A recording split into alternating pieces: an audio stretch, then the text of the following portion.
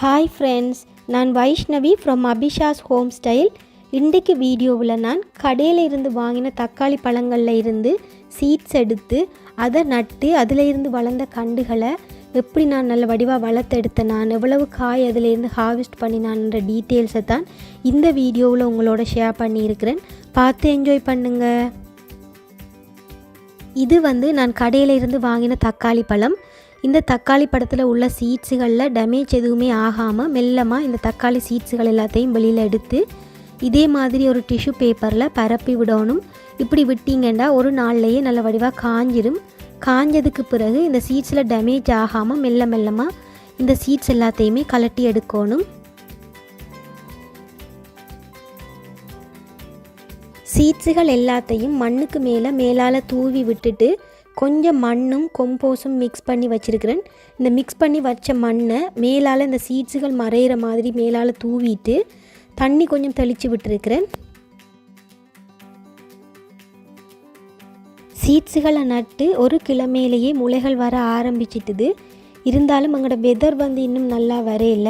இப்பையும் +10, 11, 12 அப்படி தான் நிற்குது. இது எப்படி வளரப்போகுதுன்னு தெரியல, பார்ப்போம். சீட்ஸை நட்டு 18 நாள் ஆகிட்டுது. கண்டுகள் எல்லாம் இப்போ தான் குட்டி குட்டியாக வளர்ந்துருக்குது. இது கொஞ்சம் செழிப்பாக வளர்கிறதுக்காக கொஞ்சம் இயற்கை உரம் எடுத்து மேலால் தூவி விட்டுருக்கிறேன்.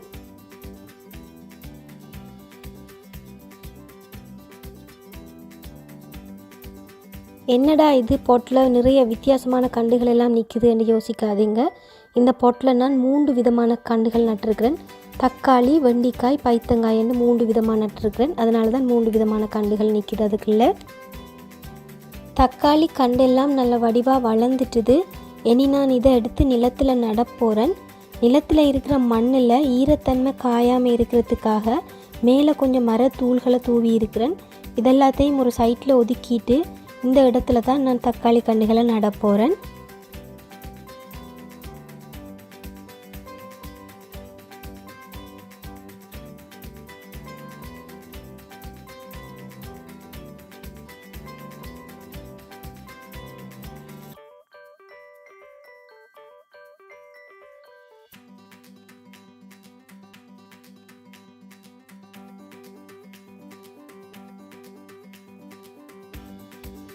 காற்று அடிக்கும்போது கண்டுகள் முறிஞ்சு விழாமல் இருக்கிறதுக்காகவும் காய்கள் காய்க்கும்போது சில நேரங்களில் காய்ட பாரத்துலேயும் கண்டுகள் முறிஞ்சு விழும்.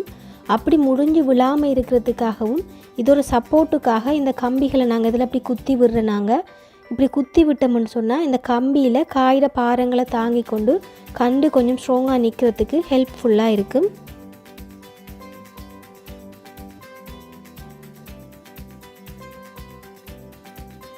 இந்த வீடியோ லாஸ்ட் சம்மர், அதாவது 2022 எடுத்த வீடியோ. எடிட் பண்ண டைம் இல்லாததால் இவ்வளோ நாளும் அப்லோட் பண்ணி இல்லாமல் இருந்தது. அட்லீஸ்ட் இப்போயாவது அப்லோட் பண்ணினா இந்த சம்மருக்கு தக்காளி கண்டு நடுற யாருக்காவது யூஸ்ஃபுல்லாக இருக்குமன்றதுக்காகத்தான் இப்போ நான் அப்லோட் பண்ணியிருக்கிறேன்.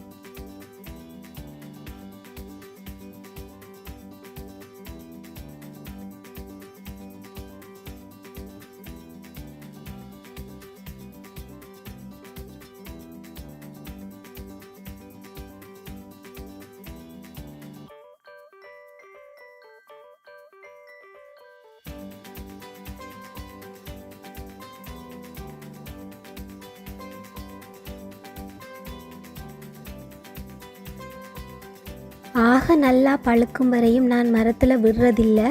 ஏனெண்டா இங்கே நிறைய முயல், அணில் எல்லாம் இருக்குது. அதுகள் சாப்பிட்ரும். அதனால் லைட்டான ஒரு ரெட் கலர் தெரிஞ்ச உடனேயே நான் காய்களை ஹார்வெஸ்ட் பண்ணிடுறேன். நான்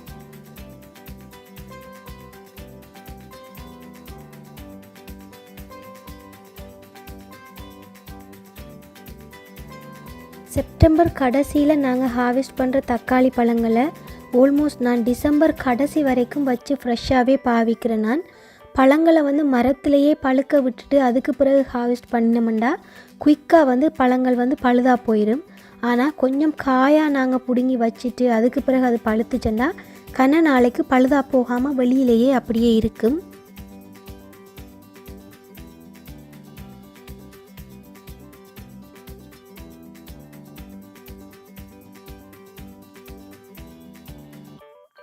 நல்லா பழுக்கும் வரையும் மரத்தில் விட்டுட்டு தான் நாங்கள் ஹார்வெஸ்ட் பண்ணணுமன்றது இல்லை. நல்ல முத்தல் காய்களாக க்ரீன் கலராக இருக்கும்போதே நாங்கள் ஹார்வெஸ்ட் பண்ணினா கூட வீட்டுக்குள்ளே 2-3 நாள் வச்சோம்னா நல்ல வடிவாக பழுத்து வரும். இதே மாதிரி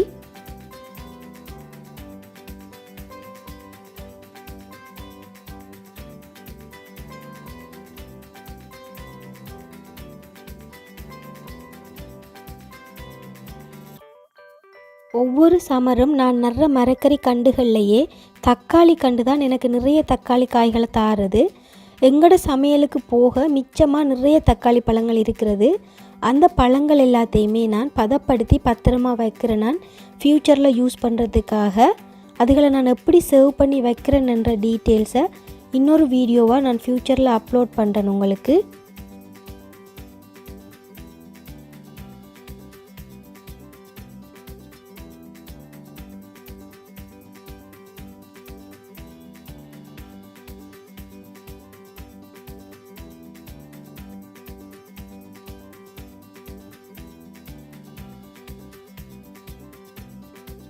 இப்போ எங்களுக்கு செப்டம்பர் இலையுதிர் காலம் ஆரம்பிச்சிட்டுது.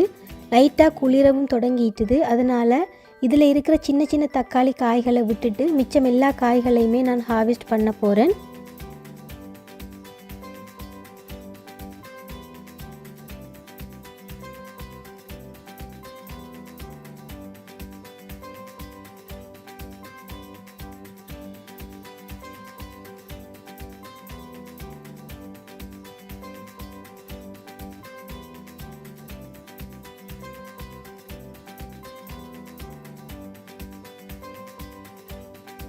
இங்கே பாருங்கள் எவ்வளவு வடிவாக குலையாக தக்காளி பழங்கள் காய்ச்சிருக்குதுண்டு. இந்த பெரிய குலையில் மட்டும் 9 தக்காளி காய்கள் இருக்குது. இதை நாங்கள் அப்படியே வச்சோம்னா 2 நாளில் வடிவாக பழுத்துரும்.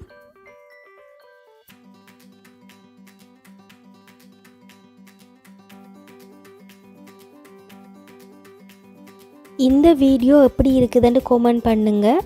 இந்த வீடியோ உங்களுக்கு பிடிச்சிருந்ததுண்டா மறக்காமல் லைக் பண்ணுங்கள், ஷேர் பண்ணுங்கள், சப்ஸ்கிரைப் பண்ணுங்கள். தேங்க்யூ.